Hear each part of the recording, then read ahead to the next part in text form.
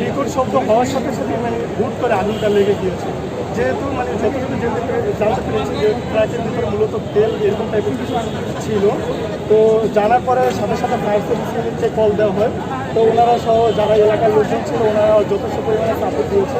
তো fire service এলাকার লোকজন সহ তাড়াতাড়ি হচ্ছিল আগুনটা নিয়ন্ত্রণ করতে পেরেছে। ওনারা তাড়াতাড়ি না আসলে মানে ফার্স্টে যে অবস্থা দেখেছিলাম মানে আগুনের এত তীব্রতা ছিল, এটা ওনার যদি তাৎক্ষণিকভাবে না আসতো এটা হচ্ছে গিয়ে মানে খুব ভয়াবহ দুর্ঘটনা ঘটতো। আর পাশে হচ্ছে আমাদের একটা hospital, university medical college hospital.